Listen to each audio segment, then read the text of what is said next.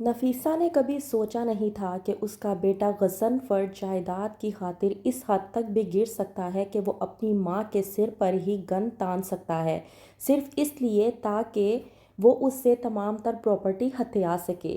وہی پراپرٹی جو نفیسہ کے ہینڈ اوور ہے ابھی تک، اور غضنفر ابھی تک نفیسہ کے اشاروں پر چل رہا ہے، یہ سوچ کر کہ آخرکار اس نے اپنی ماں سے تمام تر پراپرٹی ہتھیانی ہے۔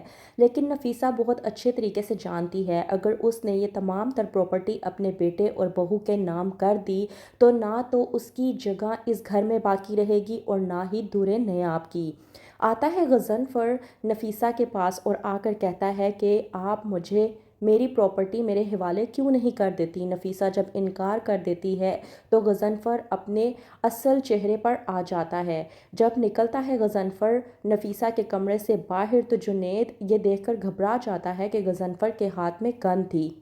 جاتا ہے وہ اپنی دادی کے پاس اور نفیسہ کو گھبرایا ہوا دیکھ کر پریشان ہو جاتا ہے اور اپنے سر کی قسم دے کر پوچھتا ہے کہ آخرکار ڈیڈ نے آپ سے ایسا کیا کہا ہے جو آپ اس حد تک پریشان ہیں۔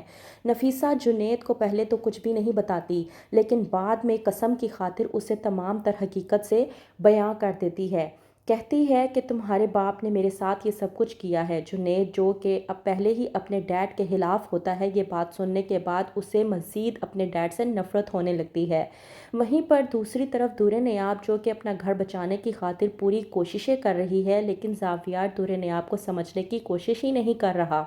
دور نیاب جو کہ زاویار سے اپنے گھر والوں سے ملنے کی بات کرتی ہے تو زاویار صاف انکار کر دیتا ہے۔ دور نیاب جو کہ زاویار سے درخواست کرنے کی کوشش کرتی ہے لیکن اس بات پر زاویار بھڑک اٹھتا ہے اور کہتا ہے کہ میں نے جب تمہیں ایک بار انکار کر دیا تو تمہیں میری بات سمجھ میں کیوں نہیں آتی؟ آخرکار ایسی کون سی زبان ہے جو مجھے سیکھنی پڑے گی اور تمہیں وہ زبان جلد سمجھ آ جائے گی۔ وہیں پر جنید جو کہ اپنی دادی کے لیے بے حد پریشان ہوتا ہے، پریشانی کے عالم میں باہر آتا ہے کہ اس کا ٹکراؤ تانیہ سے ہو جاتا ہے۔ تانیہ سے ہو جاتی ہے جنید کی بحث بچے کے معاملے کو لے کر، وہی بچہ جو تانیہ نے جان بوجھ کر گرا دیا کیونکہ وہ جنید کے ساتھ اپنا رشتہ برقرار رکھنا ہی نہیں چاہتی تھی۔ کہتی ہے تانیہ جنید سے کہ بہتر یہی ہے کہ ہم لوگ ایک دوسرے سے ڈیورس لے لیں، اس طرح کا رشتہ نبھانے سے بہتر یہی ہے کہ ہم لوگ ایک دوسرے سے علیحدگی اختیار کر لیں۔ جنید سمجھ جاتا ہے کہ تانیہ اس رشتے سے ہمیشہ سے خوش نہیں تھی کیونکہ اس نے تو ہمیشہ سے ہی زاویار کو چاہا تھا اور اب بھی وہ زاویار کو پانے کی خاطر بے حد جتن کرنے کی کوشش کر رہی ہے۔ تانیہ جس نے پہلے تو اپنے بچے کا گلا اپنے ہاتھوں سے گھونٹا، اب دور نیاب کے بچے کی جان کے پیچھے پڑ چکی ہے۔ ایک بوتل لے کر جاتی ہے جمیلہ کے پاس اور جا کر کہتی ہے کہ تمہیں میرا ایک کام کرنا ہوگا۔ جمیلہ کے پوچھنے پر تانیہ بتاتی ہے کہ یہ دوائی تمہیں دور نیاب کے کھانے میں یا شربت میں ملا کر اسے دینی ہوگی۔ جمیلہ سمجھ جاتی ہے کہ یہ دوائی اسے کس نیت سے دی جا رہی ہے۔ جمیلہ ہو جاتی ہے پریشان لیکن تانیہ جمیلہ سے کہتی ہے کہ تمہیں یہ کام میری خاطر لازمی کرنا ہوگا۔ جنید جو کہ تانیہ کی ان حرکتوں سے بے حد پریشان ہے لیکن وہ اس بات سے انجان ہے کہ اپنا بچہ گرانے کے بعد وہ اب اس حد تک گر چکی ہے کہ وہ دور نیاب کا بچہ گرانے کی تیاریوں میں ہے۔